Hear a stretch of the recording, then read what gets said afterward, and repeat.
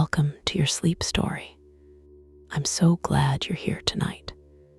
Whatever this day was, however long it felt, however much it held, it is behind you now. Completely behind you. You made it through. And that is everything. So let's begin. Before I take you anywhere tonight, I want to count you down. From 10 to 1.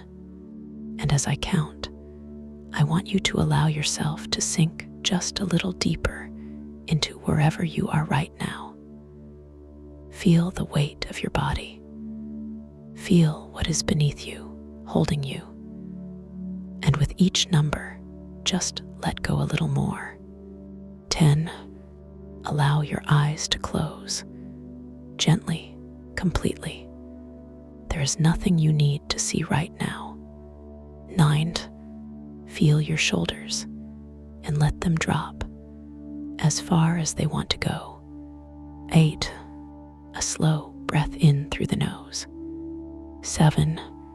And all the way out. 6. Your hands. Feel them opening. Whatever you've been holding today, you can put it down now. 5. Your jaw is soft. Your face is soft. 4. Your legs are heavy, warm. 3. You're drifting, not asleep yet, but moving that way. 2.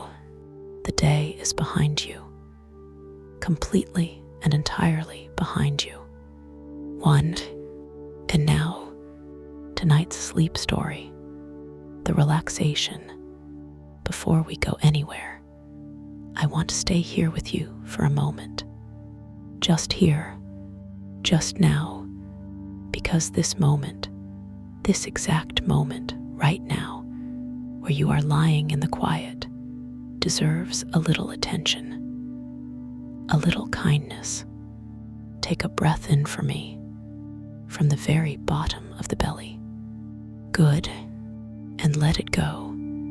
And as you breathe out, I want you to imagine that everything you were carrying today, every worry, every unfinished thought, every heavy thing is just leaving with that breath, just drifting away.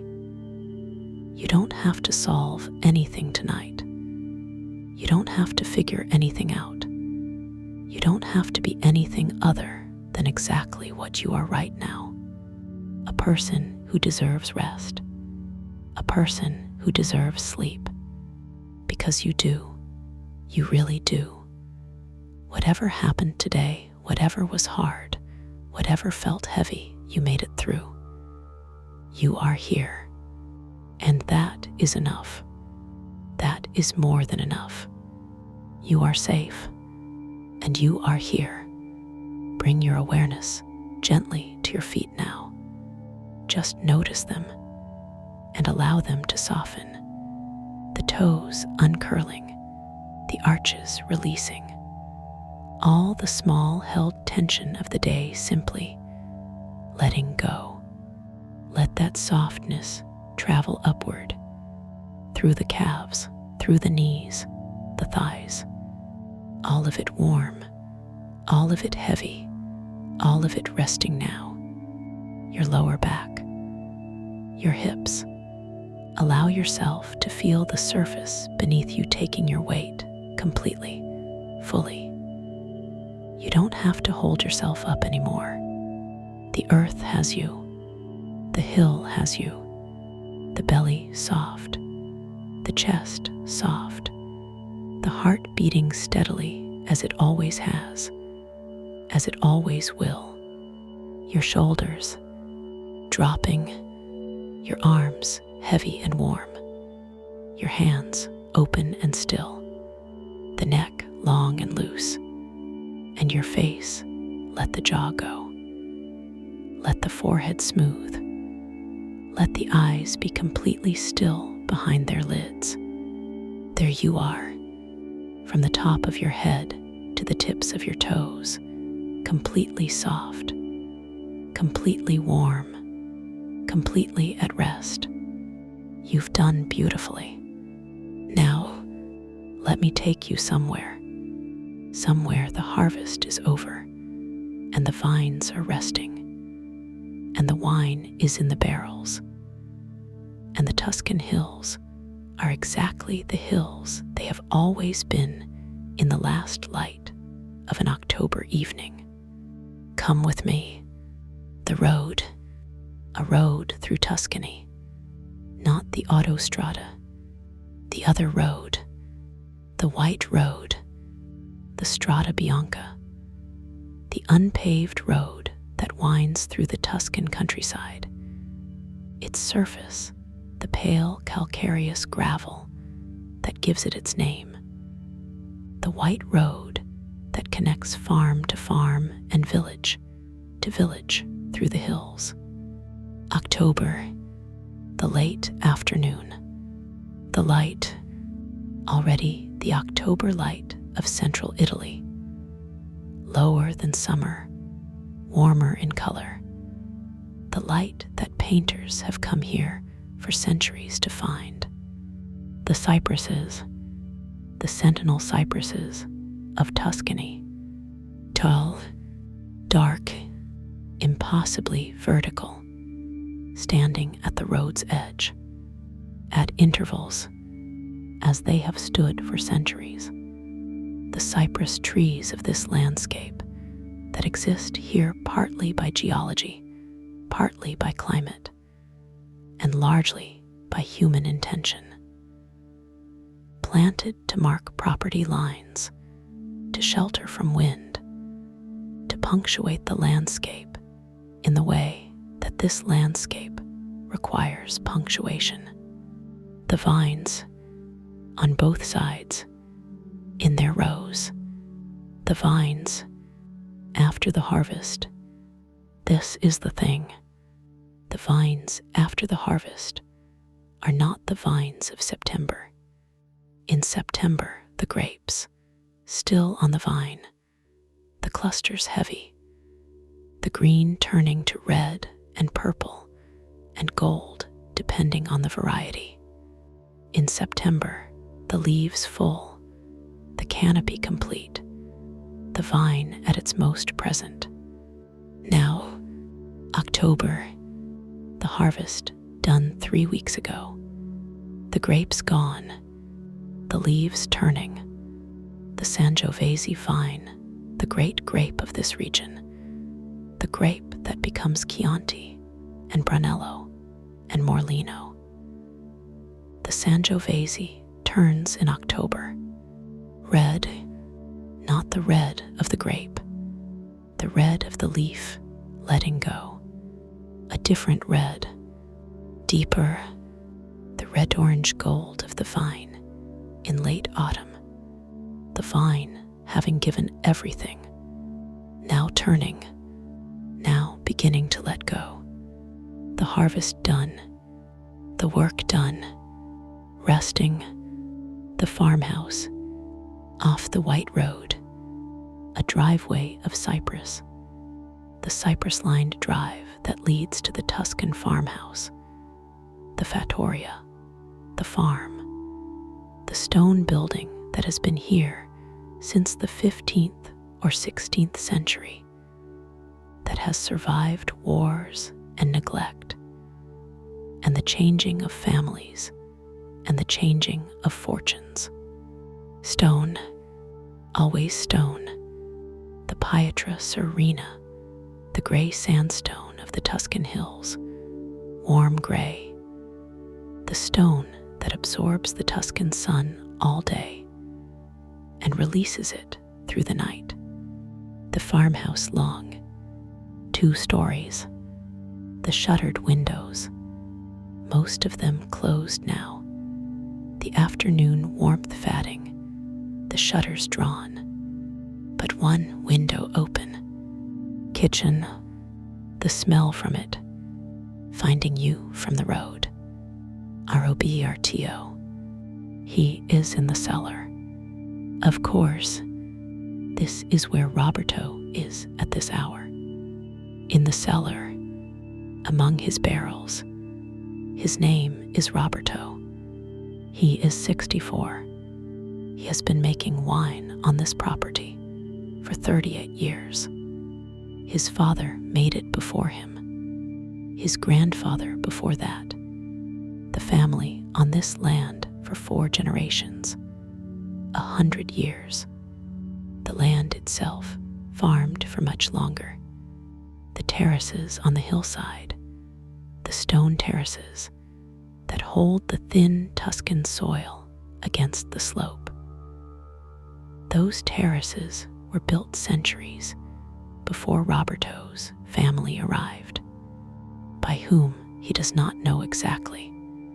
Possibly the Etruscans, possibly the Romans. The terraces simply there, waiting when his great-grandfather came. Roberto in the cellar now, among the barrels, the new wine inside them, just bottled or not yet bottled in the barrel still, fermenting or resting, becoming the cellar, stone, cool, the cellar of the Tuscan farmhouse, carved from the hill, the rock itself forming one wall, the ceiling low, the air constant, constant temperature, constant humidity, the cellar that the wine requires, not too warm, not too cold, not too dry, not too wet, the cellar that the farmhouse was built around. In a sense, the cellar being as important as the house above it.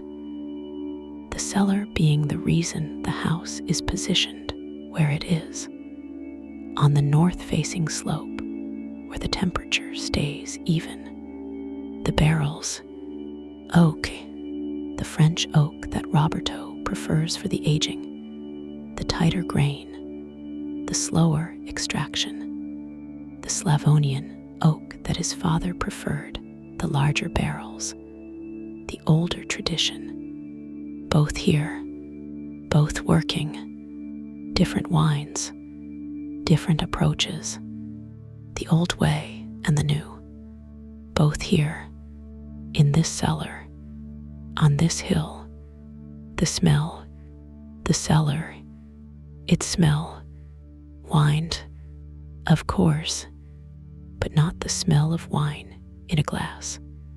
The cellar smell, the wine vapor that escapes through the barrel staves, the small percentage of wine that evaporates through the porous wood, the angel's share, the wine lost to the air of the cellar carrying this, the wine vapor, and the oak, the vanilla and the cedar, and the toast of the new oak, and the stone, the old stone of the cellar walls, the mineral smell of the limestone, and something else, the particular smell of a cellar that has been making wine for a very long time, the accumulated smell of fermentation, of yeast, of the years of wine, in the walls, in the floor,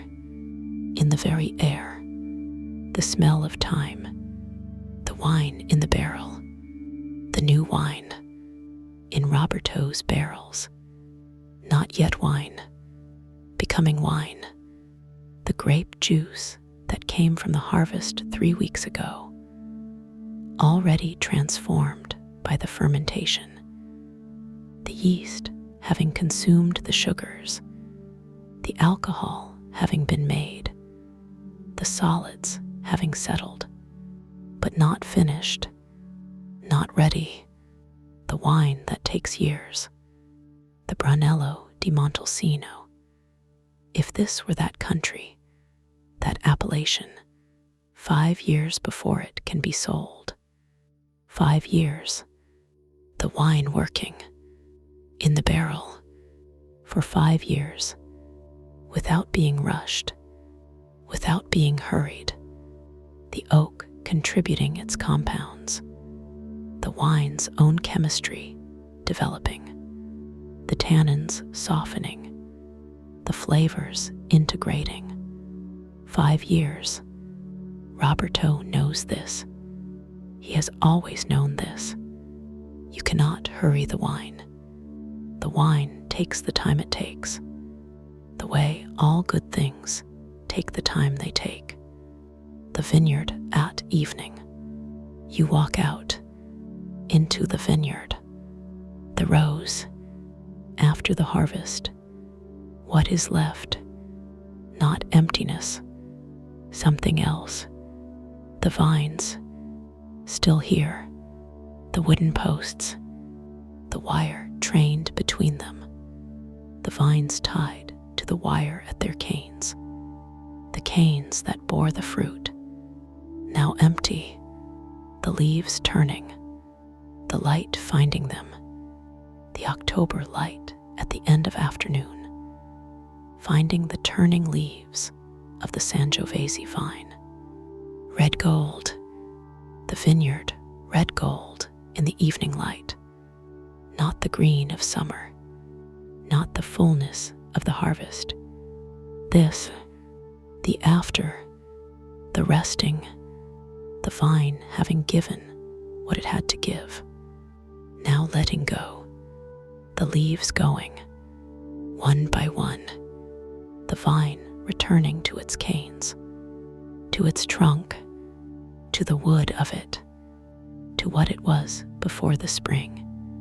The view from the vineyard, the Tuscan view, the view that has been painted 10,000 times. The hills, rolling, the hills of the Crete Senesi, or the Chianti, or the Val d'Orcia. The particular, unrepeatable landscape of central Tuscany.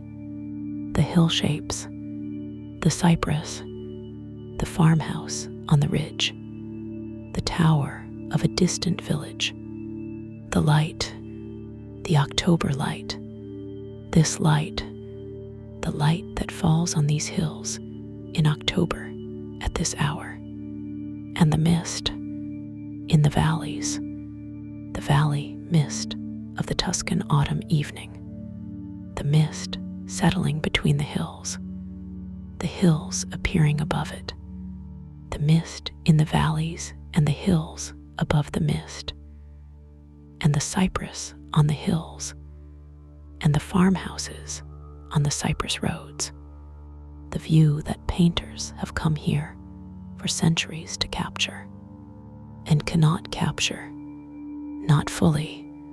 You cannot capture it. You can only be in it. Here, now, Lucia, in the kitchen, his wife. Her name is Lucia.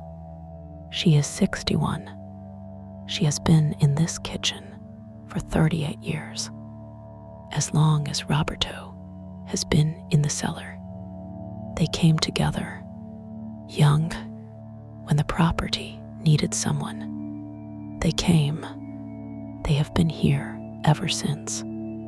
She makes the food, the Tuscan food, the ribollita, the bread and vegetable soup, the soup that is made in the morning and reheated in the evening, the soup whose name means reheated. It is in the pot now, on the stove, the smell of it, cannellini beans, cavolo nero, the dark Tuscan kale, old bread, rosemary, the olive oil, the new olive oil. The olive harvest is coming. Not yet, but the olives on the trees around the farmhouse are ripening. In a month, the oil pressing. Tonight, the oil from last year.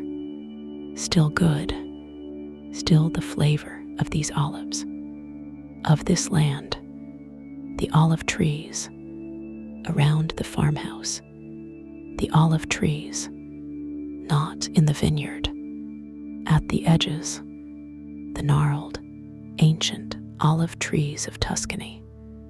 Old, very old, some of them centuries old.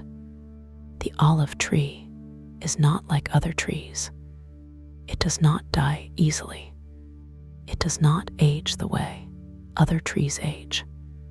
The trunk becomes more complicated, more twisted, more itself, the centuries showing not in decay, but in complexity.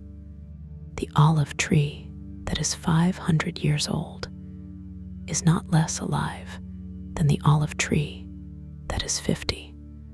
It is more present, more complete, more itself.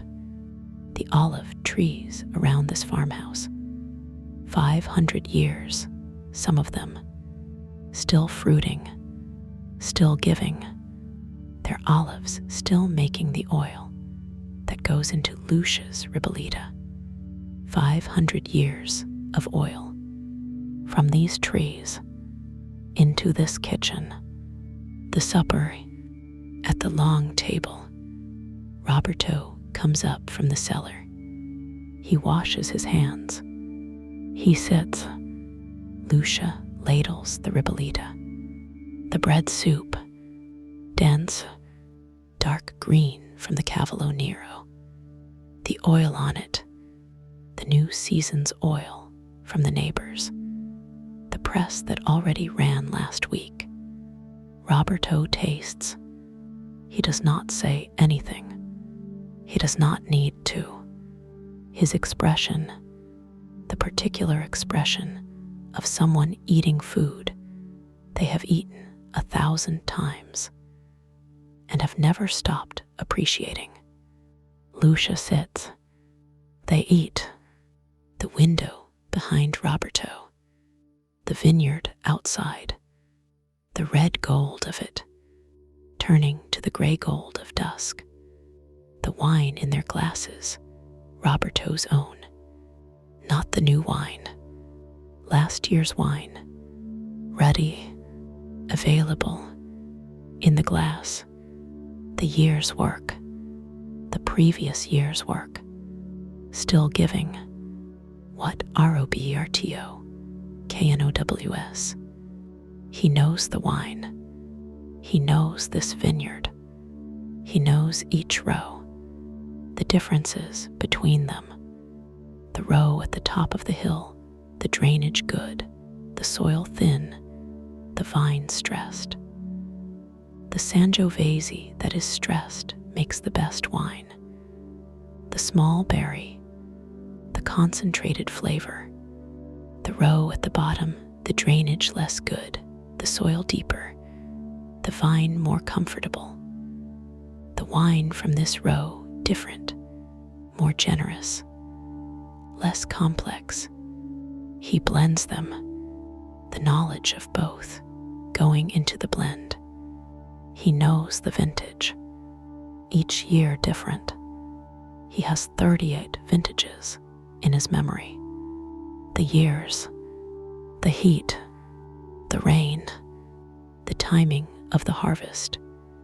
Each vintage its own character, its own story. He knows them all. He could describe each one. He rarely does. He simply knows.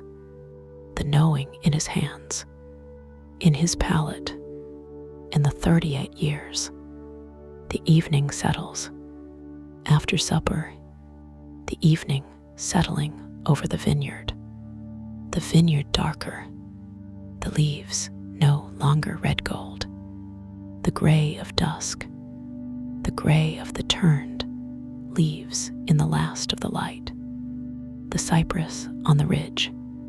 Dark against the sky. Still, the sky above them. Pale, the first star above the ridge. Roberto sees it from the window. He does not point. He simply notes it. The first star above his vineyard, as the first star has appeared above vineyards in Tuscany. since people have been growing vines here. 2,000 years. The same star, the same vineyard, different grapes, different wine, the same star, growing still. Roberto is in his chair, the wine in his glass. Lucia has gone to bed. The farmhouse quiet, the vineyard outside, the stars above it, the wine in the barrels below. If thoughts are arriving, and they probably are, because that is what minds do, they are not staying long. The vineyard takes them, the 38 vintages of patience, the 5 years, a barrel of Brunello must wait. The thoughts come, you notice them, the wine receives them, as wine receives everything. The patience of the vine, the conditions of the year, the knowledge of the maker, all of it received, all of it going into the barrel, being what it will be, in its own time. You don't need to hold any of them. Just the chair, just the wine, just the vineyard outside, just Roberto in his own chair. 38 harvests, still here. Peace lives on this hill, in the barrels and the olive trees and the ribolita, and Roberto's 38 years of knowing this wine and this land and this particular quality of October light. Tonight it is yours. Good night. You are doing so beautifully. The day is done. You came down the white road tonight. The cypress stood as they have always stood. The vines were red gold after the harvest. Roberto was in the cellar among his barrels. Lucia made the ribolita with last year's oil. You ate at the long table. The first star appeared above the ridge. The vineyard received you, as Tuscan farmhouses have received travelers for centuries, with the stone and the wine and the olive oil and the particular, warm, quietly extraordinary light of a Tuscan October evening. Carry it with you on the depleted days, the days after you have given everything, when you are the empty vine after the harvest. Remember Roberto's vineyard. Remember that the vine is not finished. The vine is resting. The vine is preparing. The vine rests and returns. It always returns. Spring always finds it. You know the way here now. But tonight, you are already here. The vineyard is outside. The wine is in the barrel. The olive trees are around the farmhouse. Sleep now, deeply, completely. You deserve every vine red, oil warm, cellar deep, hill still, harvest done moment of this rest. Every single one. Good night. Sleep well. The vineyard through the night. The wine at night. The wine in the barrels. Working, even at night. The fermentation, if there is still fermentation, continuing. The yeast working, as yeast works, regardless of the hour, regardless of whether Roberto is in the cellar or in his bed. The wine becoming, without supervision, without intervention, simply becoming, the way the bread becomes in the proving, the way the cheese becomes in the cave, the way all fermented things become through their own chemistry, through time, through the conditions the Maker created. and then left, trusted, the wine trusted, in the dark, in the barrel, in the cellar, becoming what it will be. The vines at night, the vines after dark, the leaves still on the canes. For now, in a week, 2 weeks, the leaves will fall. The vine will be bare. Just the canes, just the trunk, just the wood of it.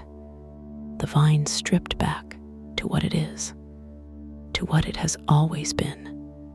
The wood that has been here for how long? Some of these vines, old, very old, the oldest vines on this property Roberto knows to be at least 80 years old, from before the war, from before his grandfather came. 80 years of vine, 80 harvests, each one different, each harvest absorbed by the vine, each year making the vine more what it is.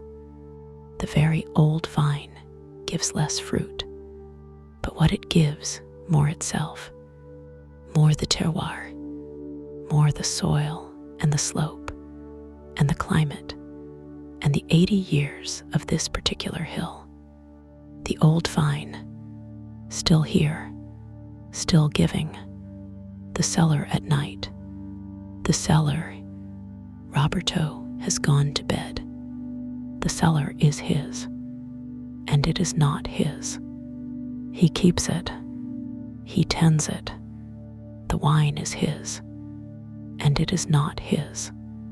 The wine comes from the year, from the rain and the sun of the year, from the soil of this hill, from the vine, from the yeast, the ambient yeast, the yeast that is in the air of this cellar, that has been in the air of this cellar for as long as the cellar has been making wine. His contribution, important, essential, the decisions, the timing, the blending, but the wine itself, not his. The wine, the collaboration, the hill, the vine, the year, the yeast, Roberto, all of them together making this wine that is in these barrels, in this cellar. Tonight, the olive trees at night, the olive trees around the farmhouse. In the dark, their twisted forms, the silver green of the olive leaves, the leaves that are different on their 2 sides, dark above, silver below. At night, the silver showing, the breeze very slight, the leaves turning very slightly in it, the silver underside catching whatever light there is. Moonlight tonight, a half moon, finding the olive leaves, the silver of them, 500 years of these leaves, 500 years of this silver in the moonlight, the same trees, the same leaves, the same silver in the same moonlight, different moons, the same olive trees. What the hill holds, this hill, the Tuscan hill, what it holds. The Etruscans were here before the Romans, the Etruscans who taught the Romans so much, including the vine, including the grape, including the wine, the Etruscan wine, not the wine Roberto makes, but the vine, possibly the ancestor vine, the same species, Vitis vinifera, the wine grape, in this soil for 2,000 years, perhaps more. The hill holds this in its soil, the pollen of ancient vines, the stone walls of ancient terraces, the 2,000 years of cultivation, of care, of harvest after harvest after harvest, all of it in the soil, under Roberto's feet, under the vine's roots, under this night, Roberto's morning. He is up at 6. The cellar first, always the cellar first. He opens the door, the cool air, the smell, the wine. He walks the rows of barrels. He checks the temperature, the humidity, the barrels. He taps each one, listening, the tap telling him things about the wine inside, things the instruments cannot quite capture. The sound of wine in a barrel, different at different stages. He knows this. He has known it for 38 years. He comes up from the cellar. He makes coffee. He stands at the kitchen door. The vineyard, the morning, the October morning in Tuscany, the mist in the valley, the hills above the mist, the cypress on the ridge, the vines, red gold still, in the morning light, still turning, still letting go, as all things let go. In their season, Roberto drinks his coffee. The vineyard, his vineyard, and not his. Both. The wine is in the barrels, becoming. The vines are red gold, turning, the leaves letting go. One by one, the olive trees are silver. In the moonlight, 500 years, still fruiting. Roberto is asleep. The cellar is cool. The hill is holding everything. 2,000 years. In its soil, Lucia is asleep. The ribolita pot is on the stove. The wine glass on the table. The first star above the ridge. Still there, and you are sleeping. Deeply, completely, peacefully, on the Tuscan hill, in the farmhouse, among the vines, the harvest done, the work done, the wine becoming, in its own time, as it always has. This is exactly where you should be. This is exactly what you deserve. Every vine red, oil warm, cellar deep, hill still, harvest done moment. Every single one. You are safe. You are held. You are at peace. Good night, dear friend. Sleep well. Sleep deeply. Good night, and